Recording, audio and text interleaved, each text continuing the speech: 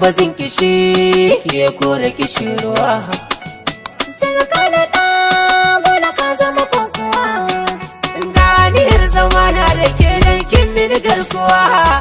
To albarka nake yi bida ko zan haya ganuwa. To sun rarrafe kafin mu zanta, ƙarshen rarrafe yau na jigata. Kauna ce take mun hamo na makaranta. Zari bai biya ta shiru na fahimta. Ga nazari duka na ki ne marmari ya kazanta. Har yau samun ka ne cikin buri, na furta kanka ba ni in kare. Sai mai duka shi ya san duka wanda na kunsa. Tun ganin ki da fari shakku a rai kika darsa. Ko in same ki ko akasin haka shi ne.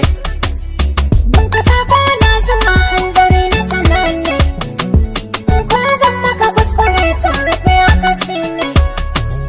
Dan saka ta tausayi na kamo ziri ne. Dai na rika sharadi ne. A rashin ki nan hadari ne. Ban zama so na shagu na fahami ne. Ka sani in zauna kallo ka zamo sanadi ne.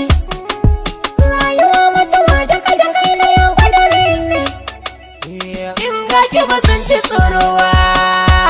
Kamar girma Inda haƙori ba san ki taunawa. ana girma Lallai ko ba zan yi shayi ba. na tayar ma. Ƙaunar ki dare take nema. Haɗa rana Zarar kai magana cikin jikina ka jinta nake. akwai kallo Na gamsu da zuciyata cikin mararin ka take. da na bullo. Auna tauna asalin batu na yabon ka nake. Dai zullo Tuna ban kaɗa tasiri na kai ne na kwana. mun tashi lafiya dan jiya na yi waraka. Hakin bani kin kuma mun yi shirin mu daka. Yaushe za mu daddaka dan na kure a daka nima. Mai yi mana ɗan kira bar shi ya sha wahala shi ma. Mai taken bakan yi zo bai yi kama da su ba hatawa. Gun neman mutum tsira ba zai canza gaban ba. Allah ce. Must ask me.